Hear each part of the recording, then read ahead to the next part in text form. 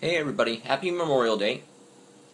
It is May 28th, 2012. And has anyone heard about the events that have happened in Miami this past weekend? If you live outside of Florida, probably not. Because it's taken, what, 3 days for the national media to catch on to the zombie story in Miami, and yet it only takes us like 5 minutes to find out that Kim Kardashian has gone through a drive-thru at Taco Bell and got a Doritos Locos Taco. Something's screwed up here, people. And the news media just latched on to this story about the fact that both men, the attacker and the victim, were both naked. That's what's surprising to the news media. You know what's surprising to me is why more people aren't naked in Florida, because it's hot as hell down here. Here in Tampa, it is like 100 degrees heat index about 9 months out of the year. In Miami, it's much worse. My friend Eric and I went down there to Miami and Key West a few years ago. You couldn't even walk without just melting. Just completely melting. It's disgusting. So I'm surprised that more people aren't running around naked.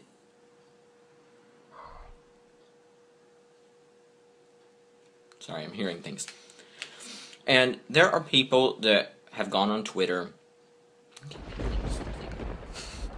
There are people that go on Twitter and they talk about how the police murdered this poor man that was eating this other man's face, and they had no right to do so. How do they figure that the police were going to stop this guy? I mean, 5 bullets was hardly enough. It took a 6th bullet to kill the guy.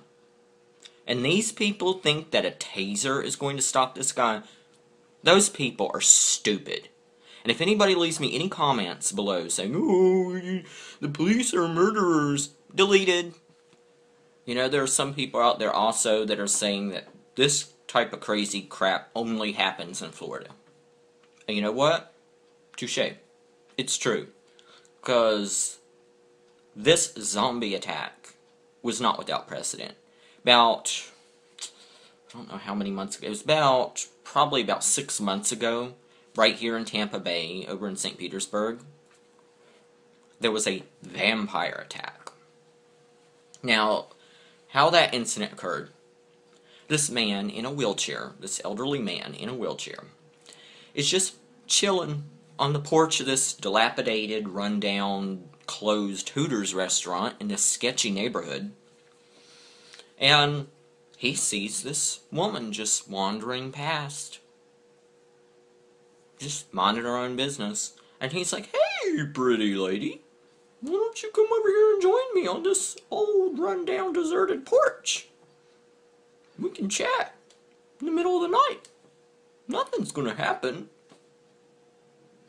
So, she wanders over, like a stupid person you would think, because women should not be out walking by themselves that late at night, and they should never take up an offer by an old, crudgeny old man sitting on a porch in a deserted neighborhood. But she wanders over, sits down next to him. She waits for him to fall asleep, because he's old, and it's really late at night, and it's way past his bedtime. She decides she's hungry. I mean, Hooters is closed. What's she gonna eat? There's nothing around. It's a pretty dilapidated neighborhood. There's 7-Eleven across the street, but that's just too far to walk, so she decides she's going to eat this man. So she jumps up on his lap, wakes him up, tells him that she's a vampire and she's going to eat him. She starts biting his neck, tearing at his face, scratching him. Somehow he's able to get away. And he gets in his little hover round and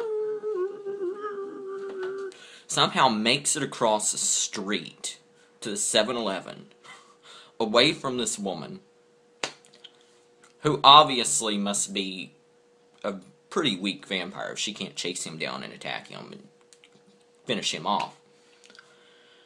So, he gets to 7-Eleven, tells everybody what's happening. And the police wander over to the Hooters restaurant, where now the woman is naked. Well, half naked. She doesn't know how she's not wearing any clothes. She's unaware of the fact that she just mauled a man, tried to kill him, told him she was a vampire. She has no recollection of the incident. Now, the media kind of dropped this story after like a day or two. They didn't really cover it. It was just like, oh, she's just crazy. She's just crazy. Drugs were originally suspected, but there was never any report that she was found to be on drugs. But, however, the media did point out the man that got mauled was a repeat offender for drugs. So, they went after the victim rather than the actual perpetrator in that case. But anyway, I digress. Back to the Causeway cannibal. Okay, so the story was initially reported. Happened like 2 p.m. Saturday in Miami. Middle of the daytime, when it's hot as hell. And the news media starts reporting that there are 2 men running along the causeway, along the pedestrian walkway there, right by the Miami Herald building. Now, how convenient that it happens right outside the newspaper. Which the newspaper's gotten a lot of hits on their website since this story broke. But, anyway. There are 2 people fighting on the causeway, is what the original story is. And they're both naked. And it's assumed they're both on drugs. Though now, there's some reports in the media that actually one of the men, which was the victim, had originally had clothes on. He was a homeless guy that was just kind of like covered up, laying there under the overpass, asleep. And the policeman who responded originally had said that the attacker was ripping clothes off. So it's quite possible that the victim was just having his clothes ripped off of him. But, yeah, the man, Rudy Eugene, 31, who just recently lost his home to foreclosure last year. He's really hasn't had that much of a criminal record in the past. I think he was violent. He was arrested for assault back when he was a teenager. And then he had like 7 charges on his record. I think like 4 of them were for marijuana, so it was kind of small charges that he was accused of. But he never exhibited, criminal behavior, violence, anything like that. The story originally was believed by the police officers that he was on PSP. Because there was one case in 2005 where a person taking PSP actually cannibalized his wife. Well, he ripped her open and left her parts laying everywhere, and they just assumed he had digested some of her based on the tearing. Ugh, it's gross. But then the story changed, and they said it was cocaine psychosis. They hadn't even done the test yet, but they were theorizing, and then it was cocaine psychosis, because cocaine, when you take a lot of it, causes your internal organs to literally burn up, and to, cool yourself down, you start ripping off your clothes. Then the story changed that it was a new form of LSD. LSD causes people to go crazy, and there have been violent acts in the past. I hadn't heard of any cannibal acts, but according to the news today on the news, people in the ER and the police department have reported, even though they don't know for sure yet, because the tests haven't come back, they can test you right on the street for drugs when you're alive. How can they not test this guy and know immediately what is wrong with him when he's dead? I don't understand that. But it was LSD, was what they were saying. And then today, they said it was bath salts, that he was snorting bath salts, which is a dangerous new drug that apparently is popular in Miami. Miami's strange. But Then, a new article that just came out like an hour ago seems to indicate they do believe that it is this new form of LSD, and apparently, this is not the first cannibal attack in Miami this year. The police report that they have had numerous incidents, up to 12 similar incidents around South Beach just this spring. And in each of those cases, they are blaming a new potent form of LSD.